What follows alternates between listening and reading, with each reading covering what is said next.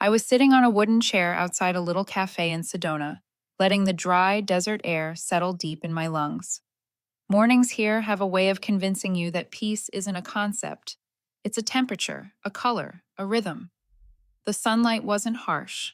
It looked like someone had pulled it through a thin linen cloth before pouring it onto the red rock ground in soft streaks. It was nothing like the ocean I had worked beside for 14 years. No waves crashing, no salt wind stinging your eyes, no distant engines humming. Just a desert breeze and the faintest trace of sagebrush drifting through the air. When you have spent years bracing for storms, Sedona feels like a gift wrapped in quiet.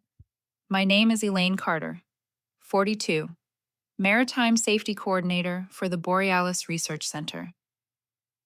The job sounds far from land, but I have spent most of my life at sea, reviewing operations files, checking protocols, and sometimes handling the kind of situations most people would run from. 3 years ago, I pulled an entire survey crew through a sudden storm nearly 20 nautical miles off the coast. I am not one to tell heroic stories, but that day, if I had not noticed the wind shift when I did, we could have ended up as a sad little headline somewhere. I used to think moments like that earned people like me more respect, but you know how it is. Sometimes the ocean is easier to predict than people. I am the quiet type, steady, careful, and principled. Not because I am rigid, but because I have lived too long in a world where one careless move can get someone hurt. My sense of humor runs dry, the kind that makes people unsure whether I am joking or just tired. Honestly, it is a survival instinct. When things get absurd, a little sarcasm keeps you sane. But I am not unbreakable. Ever since I was injured at sea, big waves sometimes trigger a quick, sharp tension in my body, like a wounded animal remembering the source of the pain. It never stopped me from doing my job. I am good at what I do, and I say that with both feet on the ground. That morning, I was taking a local painting class. I have never been an artist, but standing in front of a blank canvas gives me a kind of stillness the ocean never could. My breakfast, eggs and avocado, and beans with a touch of green chili, sat beside me. Everything was so calm I could hear someone's brush sliding across their canvas a few feet away. Then my phone buzzed. One vibration, but it felt like a rock dropping into a canyon. I almost ignored it. This was my first real vacation in 14 years, a full 2 weeks. But habit won, and so did instinct.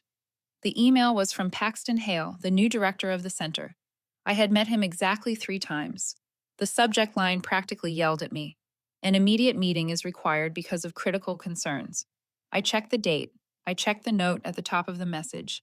He knew I was on approved leave. He had signed it himself. I exhaled and set my brush down. The email read like a man pulling every fire alarm in the building. I read it once, then again. Still nonsense. I replied the way I always do, calm and factual, leaving no room for misinterpretation. I stated that I was on approved leave and would return on the scheduled date. No extra apologies, no over explanation, just the truth. I did not expect a response. New bosses often think authority means everyone must jump whenever they point. But an hour later, while I was deciding whether to buy a cowboy hat for my mother, the phone buzzed again. I opened the message without thinking. Termination notice. No greeting, no meeting, no discussion. Just a cold statement telling me my contract was ended for abandoning my duties. I stared at the screen. Then I laughed. Not from joy, not from shock, but because it was so absurd, my mind chose laughter over anything else. 14 years without a real break, and they chose the day I finally picked out my first cowboy hat to fire me. Part of me wanted to walk back into the art class and ask if anyone wanted to sketch this moment. It deserved a frame. Peace is strange. Sometimes it comes from a perfect Sedona morning. Sometimes it comes from an email that should ruin your trip, but instead frees you from a loyalty no one bothered to return. And if you are still listening, I am curious. What state are you watching from? I want to know which corners of America this story has reached, because I believe every place has a version of it. Only the teller changes. When I left the sunburned red road of Sedona and walked back to the lodge, the termination email was still sitting on my screen like a joke that refused to end. But once the laugh faded, what stayed with me wasn't the fact that I had been fired. It was a much simpler question. Why did Paxton do it while I was on leave? People who are desperate to flex authority love to strike the moment they think you are at your weakest. But his message didn't read like a man asserting power. It read like someone trying to cover a very big mistake. I have been a maritime safety coordinator for 14 years. If a bolt on the radar was torqued a little off, if a depth sensor drifted half a degree, if a crew member logged the wrong number on a calm day, I was the first to catch it. Not because I was unbeatable, but because precision has always been my obsession. Out on the ocean, nothing forgives you for ignoring details. My coworkers trusted me, and my former director did too. He once said every survey that left port without an incident had my fingerprints on it somewhere. But Paxton Hale was different. He came from a smaller research center where procedures were simpler and pressure barely existed. 6 months into his new role as director, he tried to brand himself as modern, fast, and innovative. I suppose in his mind, running a survey vessel was no different from running a conference room. You give orders, and the world rearranges itself. I have met plenty of people like him. People who don't understand the job are terrified of being seen as not understanding, and so start fixing things that never needed fixing just to prove they belong. In his first month, he suggested shortening the navigation system checklist before departure. When I explained that the checklist existed because of repeated serious incidents, he looked at me the way someone looks at a person who insists on complicating life for no reason. Those conversations kept happening. Every time it became clearer, he had no technical foundation and no interest in building one. Yet somehow his signatures kept appearing on more and more critical operational files. I had no reason to suspect anything, but the technical teams occasionally let slip a tense comment. He wanted to cut inspection time. He pushed crews to finish faster than safety allowed. That sometimes he asked them to skip steps he deemed unnecessary. It all stayed as hallway whispers. Nobody had proof. I didn't think much of it either. Not until the morning in Sedona. A federal audit is no small thing. Inspectors don't just read documents, they cross check dates, timestamps, symbols, GPS coordinates, and weather logs. If anything doesn't match, they dig. I have been through 2 audits before, and I know exactly who the auditors call first when numbers don't make sense. They call me. Paxton knew that too.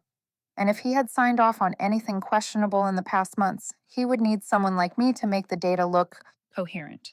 I wasn't in the office. I didn't see how frantic he became when the audit notice landed, but I can imagine what happened after he sent that urgent meeting request. And when I refused because I was on approved leave, that was probably the moment real panic set in. Audits don't wait for anyone. If he needed an escape hatch, I was that escape hatch. But he forgot something I never forgot. 3 years ago, after the storm that injured me, attorney Margot Hensley visited me in the hospital. She didn't waste words. She never does. But she explained one thing very clearly.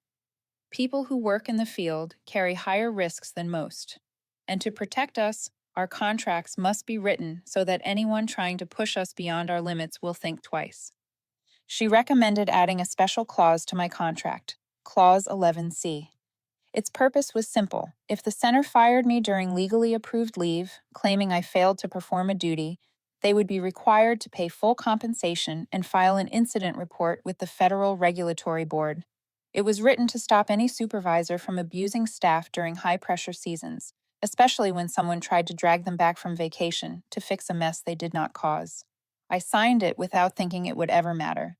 Margot knew better, and she told me something I still remember. The best contracts are the ones that protect the parts of you most likely to be taken advantage of. So that morning in Sedona, when I held the phone with that termination email, I realized Paxton had triggered a clause he never bothered to read. He believed firing me would erase a problem. In truth, he had just opened the door to problems he wasn't prepared to face. I laughed again, not out of relief, but because something finally made sense. Sometimes you don't need to lift a finger. You just stand still and watch someone pull the very rope they tied around their own ankle. I sat down at the table, opened my laptop, and looked at the termination email again. Nothing had changed since I first read it in the Sedona Cafe. The same clipped tone, the same digital signature from Paxton, the same cold confidence of someone who believes an email is enough to shut down a problem. People like that often forget one thing. Emails leave the clearest trail. I didn't hesitate long.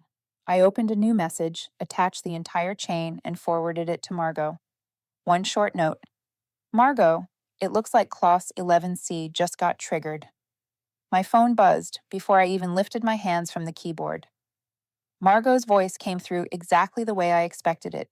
Calm, sharp, never wasting a single breath.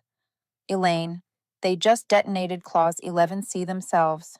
She paused, letting me hear the quiet sound of a very large administrative door opening somewhere inside the federal system. I leaned back in my chair. I figured. The question is how far the blast carries. Margot gave me the short version. The center's email system follows federal standards, which means every personnel decision is automatically logged on the server. And contracts with special clauses like mine generate an extra copy sent to the Federal Administrative Oversight Office on schedule. There is no delete key powerful enough to interrupt that process. Honestly, there was nothing for us to do. The system would take care of the rest. Paxton sent the firing email. The server logged it. A flag went up. The Oversight Office received its copy. Every part of it moved like a machine that had been waiting for someone to push the button. Meanwhile, back at Borealis, the HR team was probably staring at Paxton's message, like they had stumbled onto a bomb they didn't know existed. And the first thing any panicked organization does is always the same. They call the technical team. Wilson was the one who walked into the room that day. A man with salt and pepper hair, few words, and a reputation for being the internal clock of the entire center. If something was off, he noticed before anyone else, and if anyone understood the system better than the person who built it, it was Wilson. A coworker later told me Wilson needed only a few minutes with the logs before he turned his chair around, rested his elbows on his knees, and let out a soft exhale. The kind of exhale from someone who has seen the same mistake play out too many times. The good news, Wilson said, his voice dry as desert wind, is that the system works exactly as designed. HR swallowed hard. Meaning what? Meaning, Wilson replied, the firing email is stored on the primary server, backed up to the secondary server, and like all high-level personnel decisions, the log has already been pushed to the Federal Administrative Office. Automatically. No human interaction, no errors. Silence flooded the room. Someone tried to regain composure. If we wanted to adjust anything, is that possible? Wilson stared at them for an extra beat, then gave a small, familiar smile. The kind of smile you give when someone asks for the impossible. If I attempt to edit or delete anything, he said, the system will record that attempt and send an additional log to the federal office. Which means right now we have one problem. If we try to hide it, we will have two. Right then, Paxton walked into the room. His face was drained, the look of a man who had just sprinted after a departing ship but did not catch it. Wilson turned toward him, calm as ever. Boss, he said, you just signed your own round-trip ticket. It wasn't a joke, and it wasn't a threat.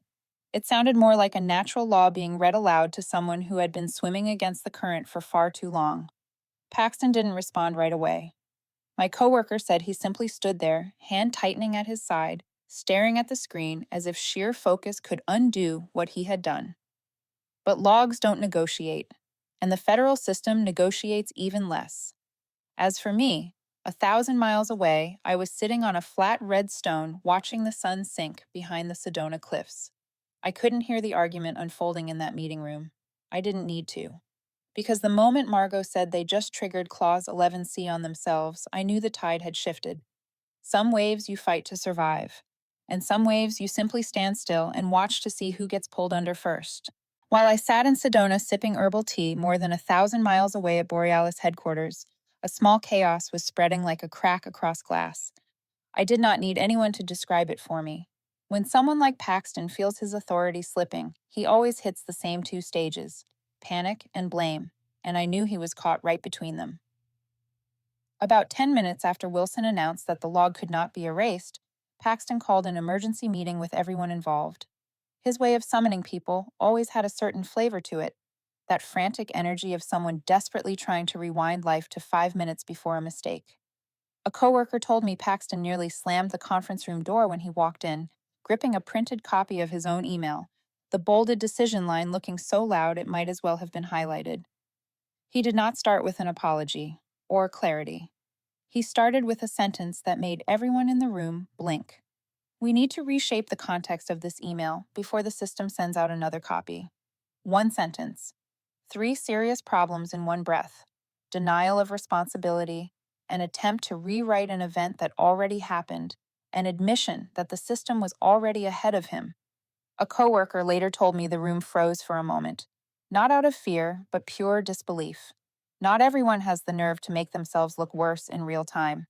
Paxton then began building a brand new story, talking so fast he probably could not remember half of what he said. He claimed the email did not express his true intent and insisted I had failed to meet a federal requirement, forcing him to take temporary action. It sounded like a story created simply to plug the dangerous hole he had just opened.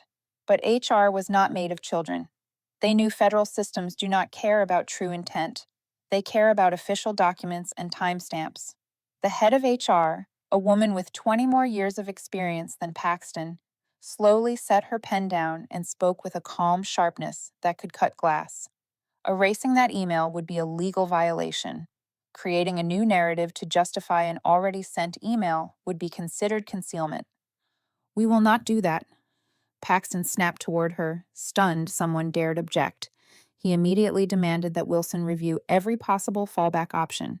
Wilson, who had clearly dealt with this type of nonsense before, raised one eyebrow and brought up the screen. He opened the logs, scanned the lines of code, then turned the monitor toward the room.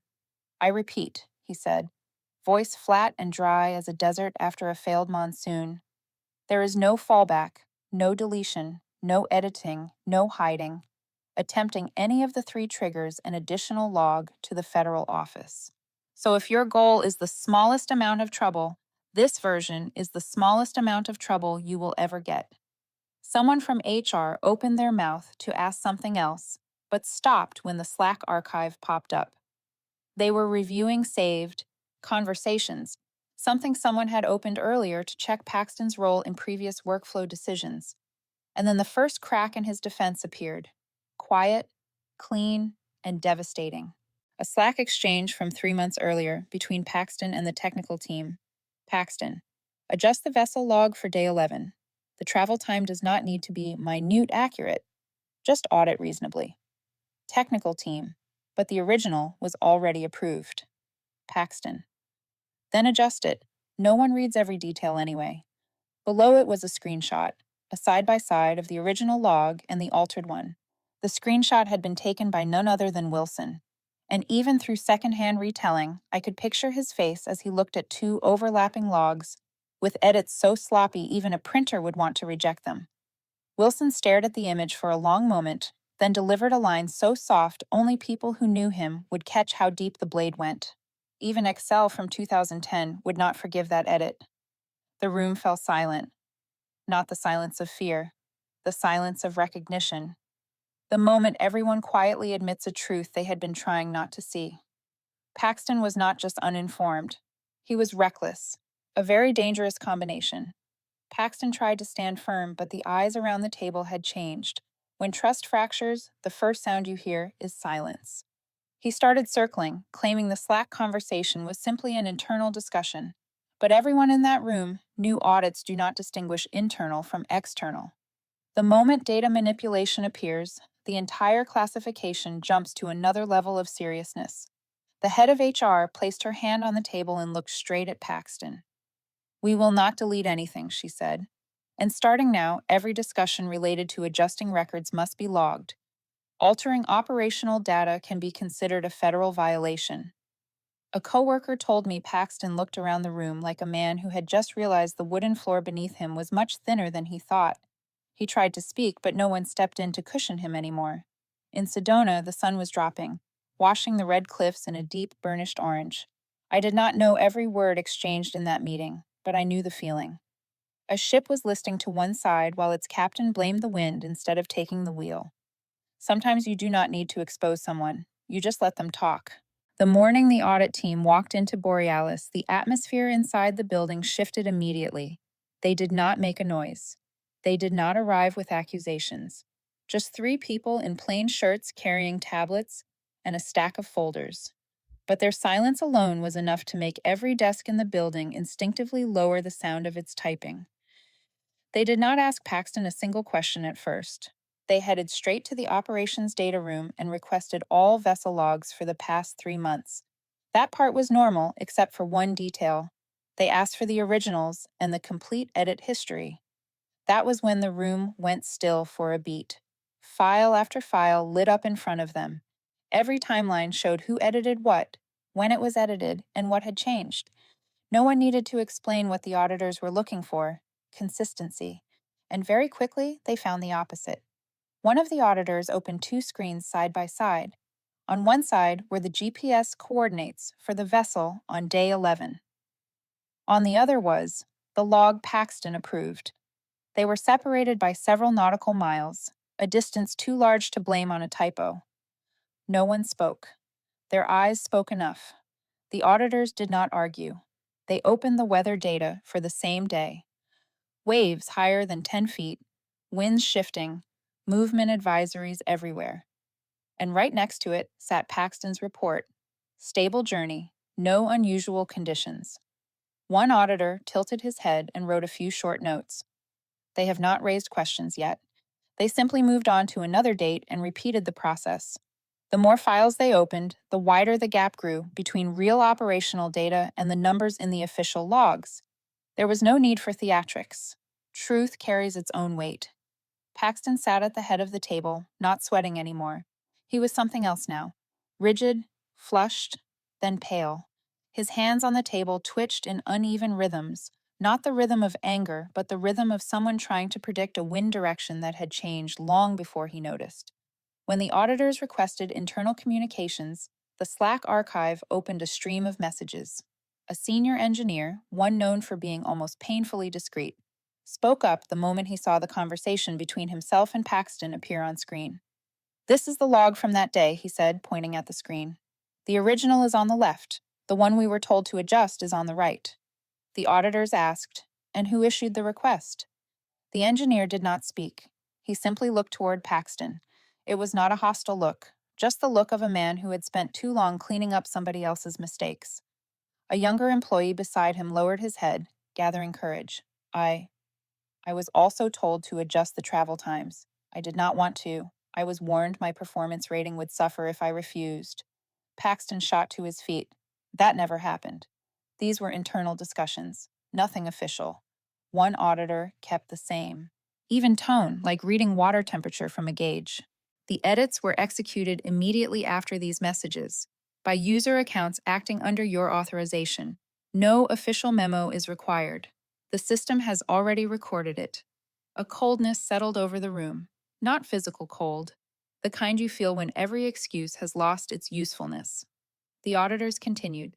They opened the route map for day 18. The GPS coordinates showed the vessel slowing sharply when passing a zone flagged for equipment risk.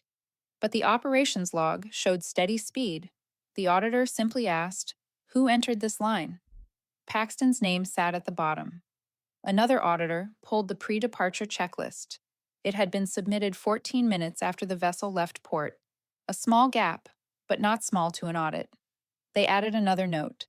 Paxton began unraveling in a different way. No shouting now, no finger pointing.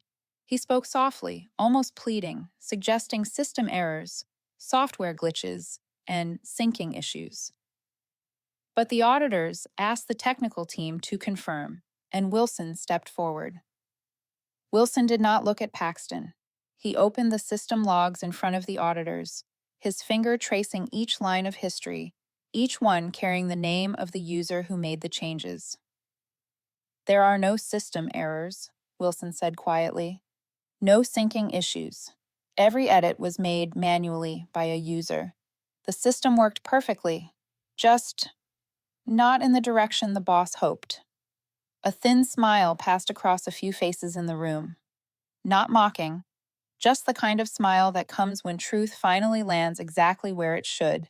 As for me, in Sedona, I was learning how to brew herbal tea from an elderly woman at a small market. She said the water had to be just the right warmth, not too hot, or the leaves would lose their scent. I stirred the pot, listening to wind slip through the window, feeling a calm I had not felt in years. My phone lay face down, notifications off.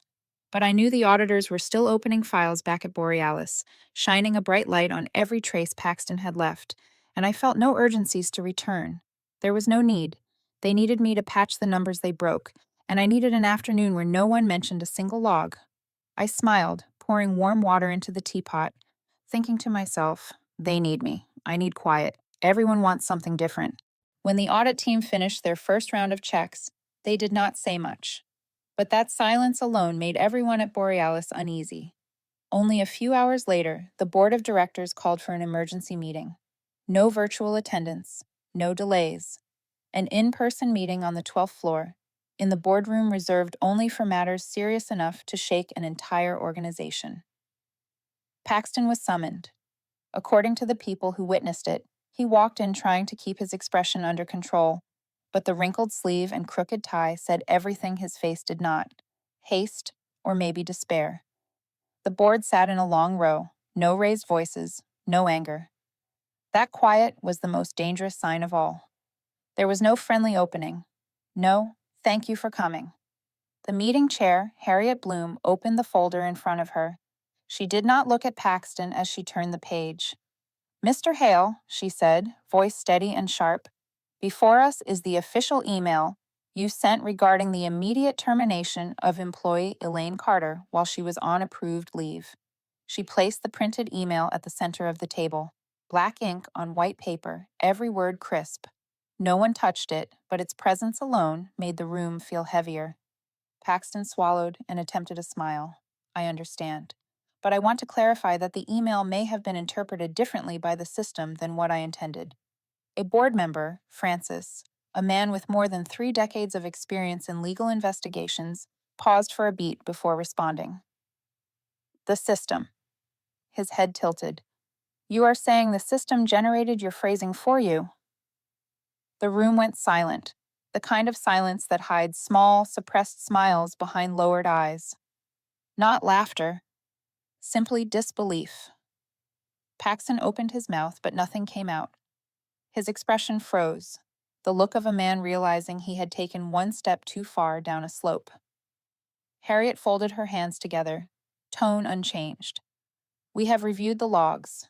The email was sent from your account, from your office, with a matching IP and a complete electronic signature. There is no indication that the system created anything on your behalf." Paxton tried again. "What I mean is, I was misunderstood. I only intended to request assistance, not terminate her employment." Another board member, Lenora, the legal expert, placed her pen on the table. "If you did not intend to terminate her," she said, "why does the email contain the phrase effective immediately? No system inserts that on its own." Paxton fell silent again. His head lowered, but his hands, tight, restless, told the truth his voice could not. When a person runs out of excuses, their hands usually speak first. The board gave him no room to recover. Harriet turned to the next folder, the summary of the first audit session. Mismatched data, unlawful alterations, Slack communications, everything neatly tabbed with yellow notes. "Mr. Hale," she said slowly, "the audit team found data adjustments inconsistent with operational reality, and according to initial statements, you urged employees to make these edits." Paxton shot to his feet, voice sharp. "That is a misunderstanding. This was internal formatting. I never instructed anyone to alter operational data." Francis reached to his side, lifted another sheet of paper, and set it gently on the table. "This is the original Slack message," he said, "along with the time-stamped edits that followed immediately after your instruction. Do we call this a coincidence, or do we call it what it is?" Paxton stared at the page as if hoping it would disappear. He opened his mouth twice, but no words formed. Then he leaned back, shoulders sinking, like someone who finally realizes he has no distance left to run. The board exchanged a few looks. No dramatic gestures, just small, quiet nods, the kind that ends careers. Harriet closed the folder. "Mr. Hale, based on the evidence presented, the violations of federal regulations concerning data manipulation, and the misuse of executive authority, the board is suspending all of your duties effective immediately. No gavel, no applause. but the impact of her words was louder than either. Paxton sat frozen, his expression stiff, like a man who had played captain for too long and just discovered he had been drilling holes in his own ship. A board member rose to end the meeting, but before leaving the room, he paused and offered one last, needle-sharp line. You should have reviewed that email before sending it, especially an email capable of sinking your own career, and that was the end of it, clean, cold, and leaving no space for hope. As for me, in Sedona, I was still stirring herbal tea while an elderly woman explained how the water had to be at just the right warmth. I breathed slowly, exactly the way she told me to, unaware that at that very moment, Paxton's career had just been stopped by a single calm sentence. Right after Paxton was suspended, Borealis slipped into the familiar state of a company that suddenly realizes it has drifted into calm water, the kind that is so deep no one can measure it. A day later, I got a call from Rebecca, the deputy head of HR. I was standing on the wooden porch of the lodge, Sedona sunlight spilling across the red cliffs like a layer of burning velvet. Rebecca left a message, her voice so gentle that if you did not know the situation, you would think she was apologizing for misplacing a file, not for firing someone illegally. Elaine, we believe we should speak again. There may have been a misunderstanding in the process. We hope to find a positive direction for both sides. I smiled. Big organizations love the word misunderstanding. It is their multi-tool used to patch mistakes, erase mistakes, or push mistakes onto someone more convenient. I sent Margot a short text. They reached out. Her reply came instantly. Send the number. With Margot, every word feels like a step she had already planned. I forwarded Rebecca's number and went back to my painting, brushing more color into the half-finished Sedona sky. The sky was still a shade of deep orange, but the air around me felt like I was standing on solid ground. And Borealis was not. About an hour later, Margot forwarded me a copy of the email she sent to HR. The moment I read the first line, I knew Rebecca felt a chill run down her spine. To Rebecca, I represent Elaine Carter. No softening, no courtesy buffer, just a boundary drawn in ink. From now on, Borealis speaks to Margot, not to me. The next sentence hit the center of the issue with no cushioning. Clause 11C has been validly triggered.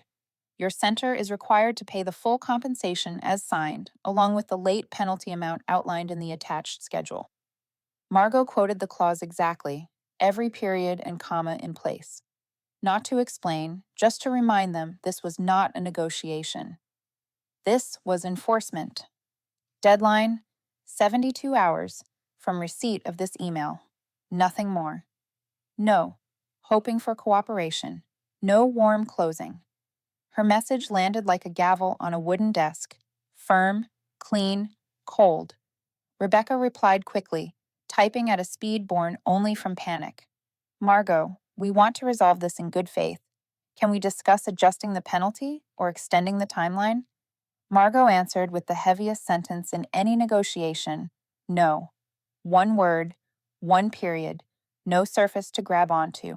Then came the part that made me nod. Pure Margot, sharp with a hint of dry humor. Clause 11C contains no section for extension, adjustment, or exception. I recommend reviewing the contract that your center approved. Rebecca tried again. Does Elaine need to complete any confirmation forms? Margot responded, no. The process does not require my client to complete any action. All obligations fall to your center. No raised voice, no triumph. Just someone stating the truth everyone knew but hoped to avoid. She then sent the attachments, the timeline, the penalty table, and the requirement for federal notification. A neat package designed to make any HR professional understand one thing. This was not the moment to negotiate a single syllable. A moment later, Margot texted me, done. I did not ask what. Margot only uses that word when the outcome is final. That evening, while I brewed herbal tea, my phone lit up with a bank notification. A large transfer had hit my account. Full compensation, salary, and every accumulated penalty. They made the payment in less than 8 hours after Margot's email. I was not surprised. People swimming in calm water never realize how deep it runs. People like Margot, who know exactly where the drop off begins, only need to touch the surface for the water to start spinning. I texted her, they paid. She replied with 3 words, as expected. No bragging, no celebration, no extra sentence. That was Margot. She used the law like a scalpel. Quiet, precise, leaving a cut so clean no one could pretend it was not there. I set my phone down and looked at the painting. The Sedona orange had begun spreading across the whole page. There was something complete about that moment, not because of the money, not because of winning, but because someone who once saw me as a pawn finally realized the board did not belong to him. At Borealis, they talked about good faith. In Ceylon, I was only trying to brew a cup of tea that was not bitter. And between those two worlds stood Margot, steady, sharp, and absolutely unwilling to let anyone forget a contract is a contract. Not even 2 days after HR sent the transfer, the Department of the Interior blew a very different kind of wind through Borealis. A full-scale review was launched, not the kind of polite end-of-year audit people ignore, but the kind that makes even the most confident employees quietly ask themselves what exactly they signed over the past 12 months. The review team arrived on a Monday morning with the calm posture of people who were not rushed and had no intention of overlooking a single detail. They requested every operations sheet, every safety procedure, and the entire edit history for all data spanning the last 3 years. 3 words in their internal memo made the whole building hum. Comprehensive review.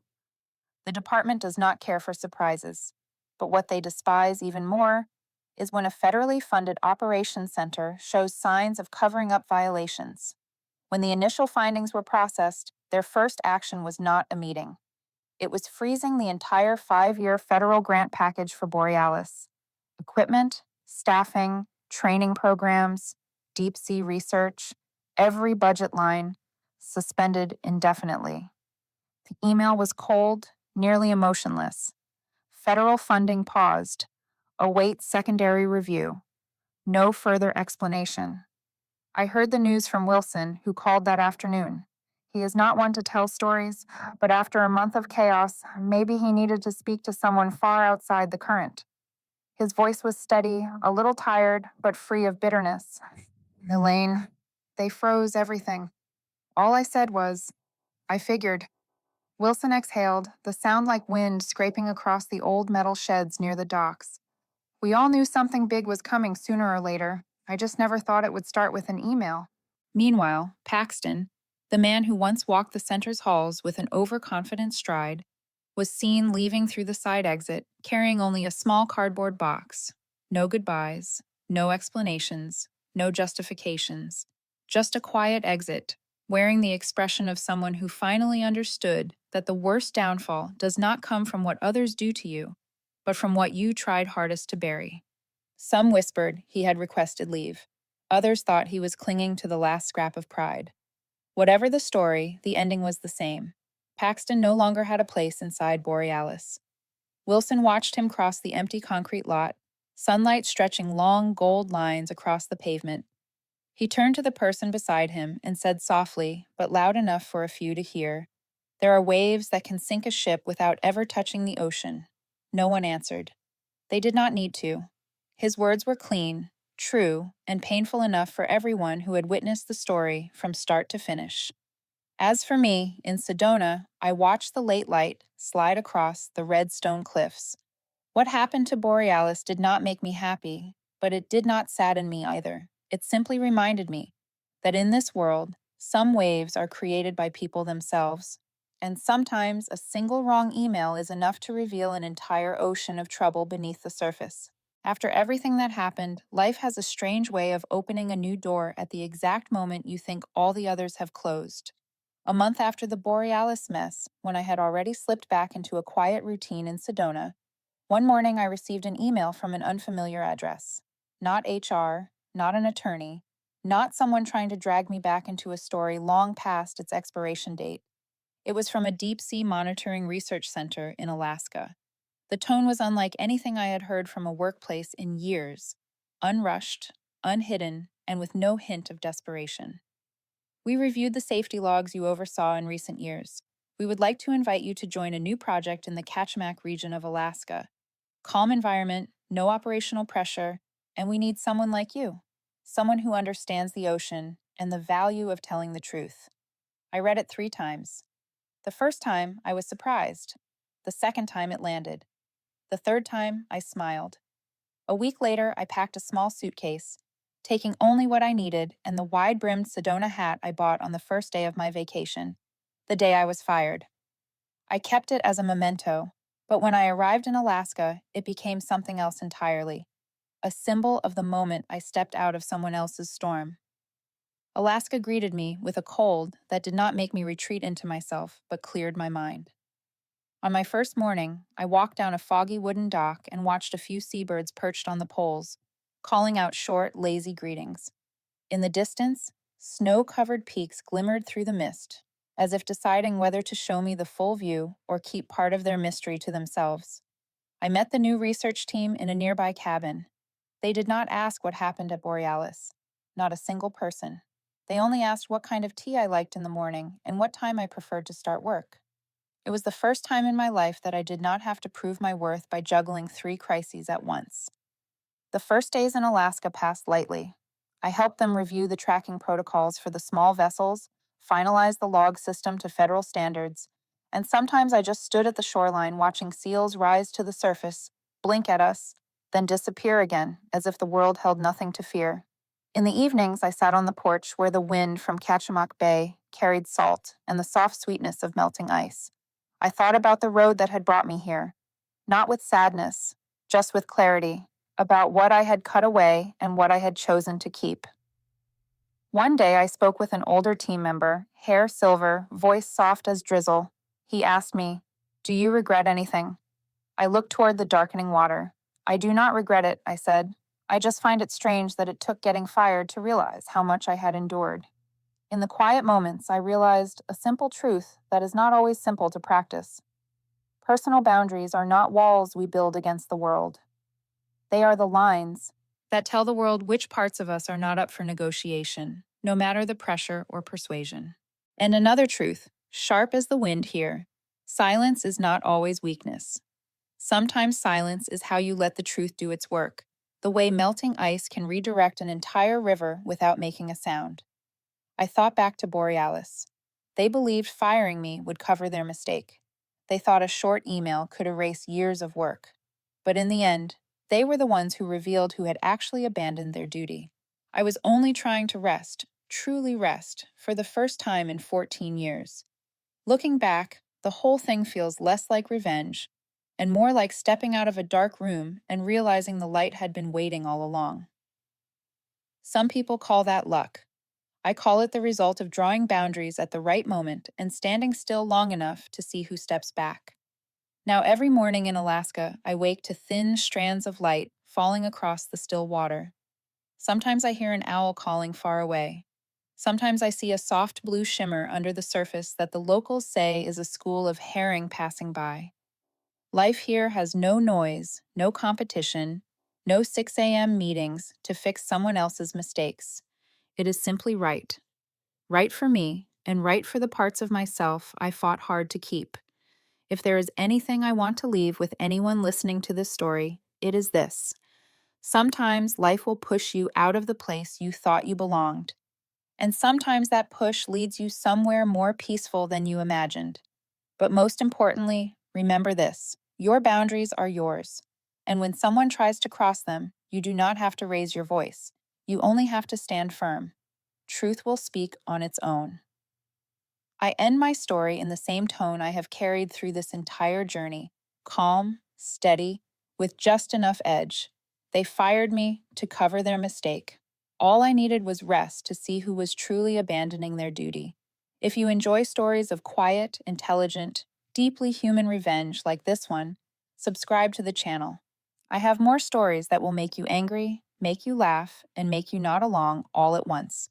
Thank you for listening to the end, and I hope to see you in the next story.